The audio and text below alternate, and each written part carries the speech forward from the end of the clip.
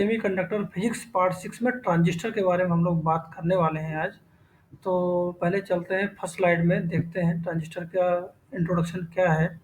तो ट्रांजिस्टर एक electronic device है जो पी टाइप और एन टाइप सेमीकंडक्टर से मिलाकर बनाई जाती है। ये जो ट्रांजिस्टर है इसका यूज अब जो है ट्राइवोड वॉल की जगह किया जाता है, क्योंकि पहले जो ट्राइवोड वॉल होते थे क्या होते थे, बहुत बड़े होते थे वॉल, जिसकी वजह से जो हमारे जो कंप्यूटर होते थे या बाकी जो डिवाइसेज है वो बहुत बड़ी बनाई जाती थी। लेकिन जब ट्रांजिस्टर का आविष्कार हुआ तो हमारे जो कंप्यूटर्स है या टीवी है, ये डिवाइसेस धीरे धीरे छोटी होती चली गई और आज की डेट में ये डिवाइसेज इतनी छोटी हो गई हैं कि हम लोग उसको बहुत ही आसानी से कैरी कर सकते हैं। तो ट्रांजिस्टर को जो आविष्कार करने का जो श्रेय जाता है वो जाता है जॉन बॉर्डेन, वाल्टर ब्रेटेन और शॉकले। इन्होंने 1948 में इस ट्रांजिस्टर का आविष्कार किया था। तो जो अपने सिलेबस में है वो केवल अपने सिलेबस में पीएनपी और एनपीएन ट्रांजिस्टर है। तो इसके लिए हम केवल इन दो ट्रांजिस्टर्स के बारे में ही बात करेंगे। तो आगे चलते हैं, देखते हैं कि ट्रांजिस्टर का कंस्ट्रक्शन कैसा है। सबसे पहले पीएनपी ट्रांजिस्टर।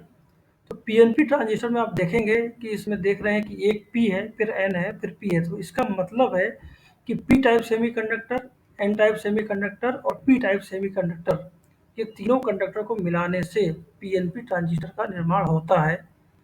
आप फिगर में देख रहे होंगे कि इसमें जो एन टाइप सेमीकंडक्टर है वो बीच में है और दोनों साइडों में पी टाइप सेमीकंडक्टर लगाए गए हैं। तो जो एन टाइप सेमीकंडक्टर है ये बहुत पतली लेयर होती है, बहुत थिन लेयर होती है, जिसको ये पी टाइप सेमीकंडक्टर के बीच में लगाया जाता है। अब इसमें देखेंगे कि जो बायां साइड वाला जो पी सेमीकंडक्टर है ये हमेशा होता है एमिटर, और ये दाएं साइड वाला जो है ये हमेशा होता है कलेक्टर, और बीच का जो एन होगा ये होगा हमेशा बेस। अब इसमें बगल वाला फिगर में भी देख रहे होंगे, इसमें भी ऐसे ही है। इसमें ये बाएं साइड में एमीटर है, दाएं साइड में कलेक्टर, और यहाँ पर बीच में ये बेस लगाया गया है। तो इस तरह से ये सेमीकंडक्टर का जो कंस्ट्रक्शन है वो इस तरह से किया जाता है। इसी तरह एन टाइप सेमीकंडक्टर का है, तो उससे हम लोग आगे चलते हैं, एन टाइप सेमीकंडक्टर देखते हैं।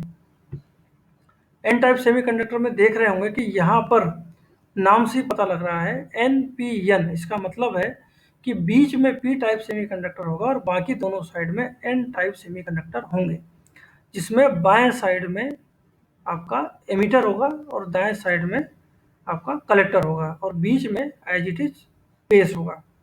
वैसे ही इसका बगल में आप फिगर देख सकते हैं, तो फिगर से भी आपको क्लियर हो रहा होगा कि बाएं साइड में एमिटर है, दाएं साइड में कलेक्टर और बीच में ये बेस है। और ये जो एरो का साइन है, चाहे वो एनपीएन में हो या पीएनपी में हो, ये जो एरो का साइन है वो हमेशा करंट फ्लो के बारे में बताता है। अब हम लोग बात करते हैं कि एमीटर, बेस और कलेक्टर ये तीन चीजें होती क्या हैं। तो सबसे पहले आप देख रहे हैं एमीटर। तो एमीटर को हमेशा हम लोग डिनोट करते हैं ई से, और जैसा कि आप लोगों ने अभी पिछले फिगर में देखा है, एमीटर हमेशा जो है ट्रांजिस्टर के लेफ्ट साइड में रहेगा, और ये क्या होता है कि ये कलेक्टर से छोटे साइज का रहता है। और लेकिन इसमें खास बात ये होती है कि इसमें जो इम्प्योरिटीज होती है या डोपिंग जो होती है वो बहुत ज़्यादा की जाती है, बहुत ज़्यादा डोपिंग होती है। और इसका जो मेन काम होता है, इसका मेन काम होता है बैटरी अपना एमीटर से इलेक्ट्रॉन को बेस पे भेजना, ये इसका मेन काम कहलाता है। ठीक है, और इसमें जो आवेश का प्रवाह, ये चार्ज फ्लो जो होता है, उसके लिए जो रिस्पॉन्सिबल जो पार्टिकल है वो इलेक्ट्रॉन और होल्स दोनों हैं। वैसे हम लोग आगे बढ़ते हैं, हम लोग देखते हैं इसमें बेस के बारे में। जो बेस होता है, बेस को हम लोग डिनोट करते हैं बी से। आप फिगर में देख रहे होंगे ये हमेशा बीच में रहता है, इसको बी से डिनोट करते हैं। इसकी जो लेयर होती है वो बहुत ही पतली लेयर होती है, ठीक है, बहुत ज़्यादा पतली रहेगी। और इसका जो मेन काम होता है वो होता है एमीटर से आने वाले जो चार्ज कैरियर हैं उनको कलेक्टर में भेजना। वैसे ही हम लोग आगे बढ़ते हैं, कलेक्टर के बारे में बात करते हैं। तो कलेक्टर जो होता है इसको डिनोट करते हैं सी से, और ये हमेशा ट्रांजिस्टर के राइट हैंड साइड में रहेगा। और ये क्या होता है कि जो एमीटर है, एमीटर से ये थोड़ा सा बड़ा होगा, और चूंकि बड़ा है तो इसकी वजह से यहाँ पर थोड़ी हीट ज़्यादा जनरेट होती है।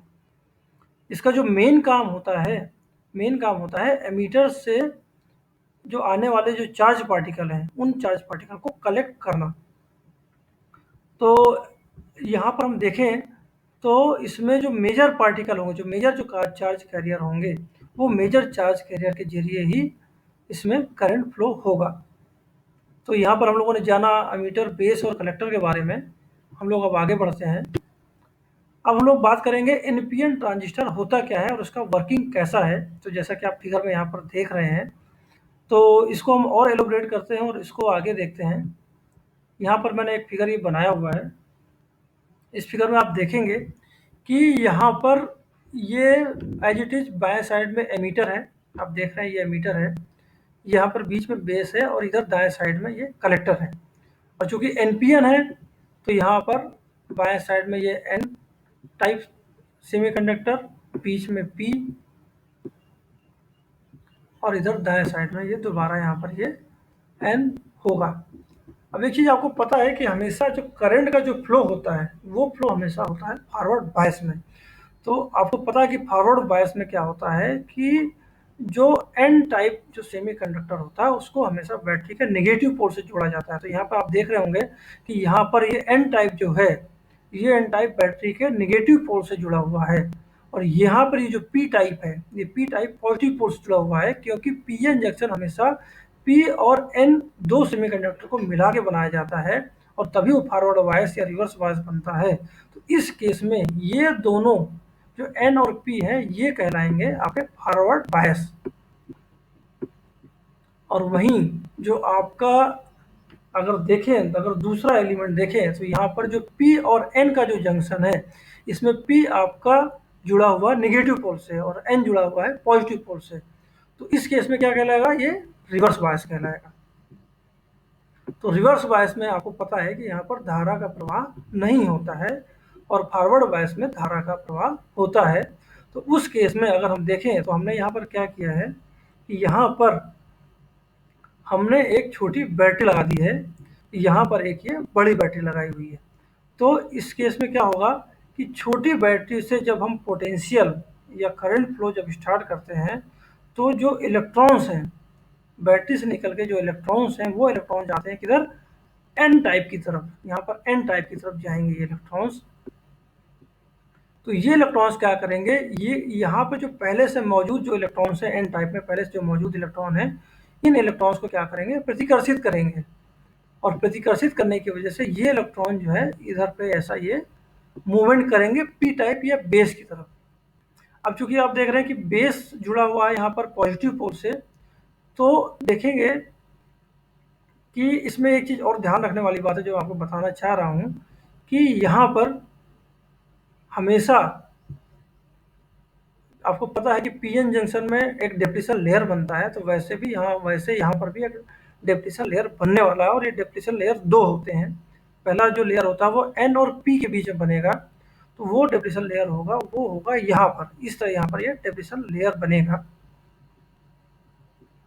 और एक डिप्लीशन लेयर आपका ये यहाँ पर ऐसा बन जाएगा, इस तरह यहाँ पर ये डिप्लीशन लेयर बनेगा।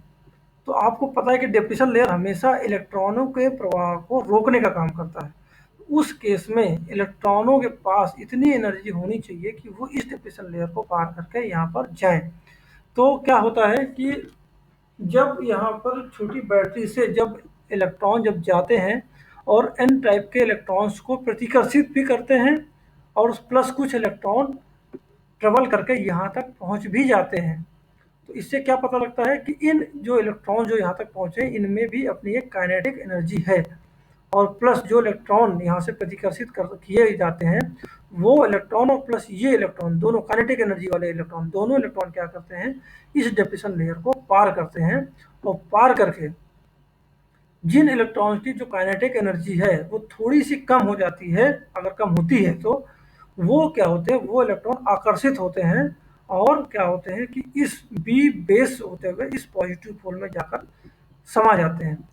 और जिन इलेक्ट्रॉनों की काइनेटिक एनर्जी ज़्यादा होती है वो इलेक्ट्रॉन क्या करते हैं, वो इस पॉजिटिव पोल में समाते नहीं हैं, बल्कि क्या करते हैं, वो इस पी टाइप को पार करके चले आते हैं किधर, ये कलेक्टर में, एन टाइप में चले आते हैं। तो आपको ये ध्यान रखना है कि पी टाइप आपका जो बेस से जो इलेक्ट्रॉन जो पॉजिटिव पोल में जाने वाले हैं, तो इसमें वही इलेक्ट्रॉन जाएंगे जिनकी काइनेटिक एनर्जी पॉजिटिव पोल के द्वारा लगाए जाने वाले अट्रैक्शन फोर्स से कम हो जाती है, और जिनकी काइनेटिक एनर्जी इसके अट्रैक्शन फोर्स से ज़्यादा होगी वही इलेक्ट्रॉन पार करके यहाँ पर ये कलेक्टर में जाएंगे। अब यहाँ पर एक चीज़ ध्यान रखने वाली बात है कि चूंकि ये पोर्शन आपका रिवर्स बायस है और यहाँ पर ये जो बैटरी का पॉजिटिव पोल है वो पॉजिटिव पोल यहाँ पर जुड़ा हुआ है एन टाइप से, तो ऑब्वियसली यहाँ पर इस पोर्शन में ये जो इलेक्ट्रॉन्स हैं वो इलेक्ट्रॉन्स क्या होंगे कि वो आकर्षित होकर इस पॉजिटिव पोल में जाकर यहाँ पर ये समा जाएंगे। उस केस में करंट फ्लो तो होगा लेकिन नगण्य करंट फ्लो होगा, निग्लिजिबल करंट फ्लो होगा, कोई उसको जिससे हम बोलते हैं कि रिवर्स फ्लो होगा, रिवर्स बायस है, कोई करंट फ्लो नहीं होगा। तो उस केस में इतना माइनर करंट फ्लो होगा कि वो रिवर्स वो करंट फ्लो ना होने के बराबर हो जाता है। लेकिन अब चूंकि एन टाइप से एमीटर से जो काइनेटिक एनर्जी लेकर आने वाले जो इलेक्ट्रॉन्स हैं वो इलेक्ट्रॉन यहाँ पर ये ट्रेवल करते हैं इन इलेक्ट्रॉन्स जो यहाँ पर पहले से जो इलेक्ट्रॉन्स हैं इनको चूंकि प्रतिकर्षित करेंगे और प्लस उनकी अपनी कुछ काइनेटिक एनर्जी है जिसकी वजह से वो यहाँ पर आ जाएंगे और क्या करेंगे कि इस पूरे पोर्शन को जो पहले पॉजिटिव हो गया था इस पोर्शन को निगेटिव दोबारा बना देंगे, तो जिसकी वजह से क्या होगा कि ये इलेक्ट्रॉन्स दोबारा यहाँ पर पॉजिटिव पोल में जाना शुरू हो जाएंगे। और चूंकि हमें पता है कि इलेक्ट्रॉनों के प्रवाह की विपरीत दिशा में आवेश का प्रवाह होता है, तो इस वजह से यहाँ पर आवेश का प्रवाह पॉजिटिव से कलेक्टर होते हुए निगेटिव पोल में होने लगेगा। तो यहाँ पर आपको ये क्लियर हुआ।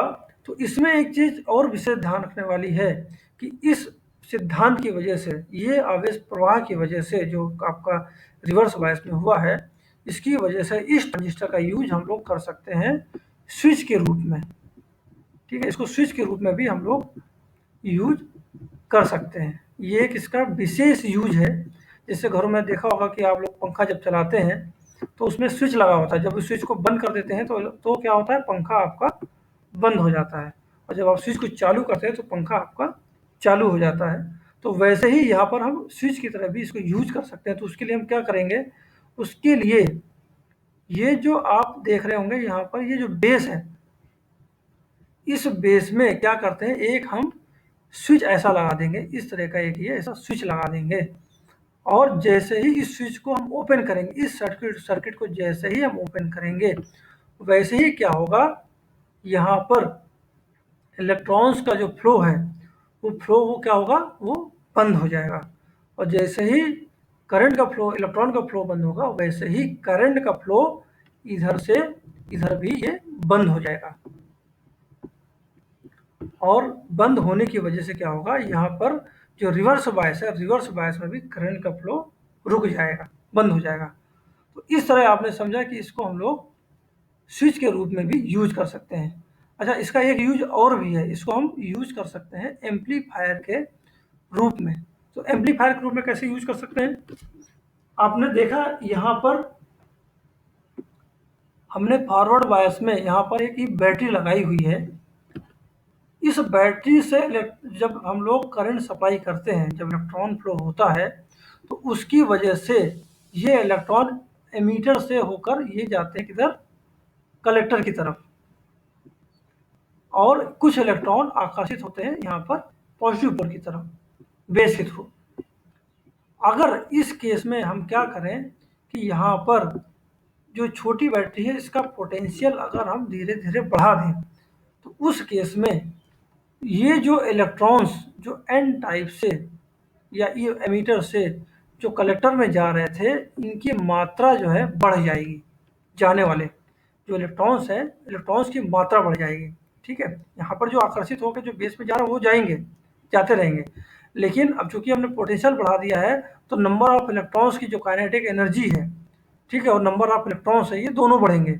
बढ़ने की वजह से यहाँ पर क्या होगा, यहाँ पर ज़्यादा इलेक्ट्रॉन्स आने शुरू हो जाएंगे, और चूंकि ज़्यादा इलेक्ट्रॉन्स आएंगे तो ये ज़्यादा इलेक्ट्रॉन यहाँ पर पॉजिटिव पोल की तरफ भी आकर्षित होंगे।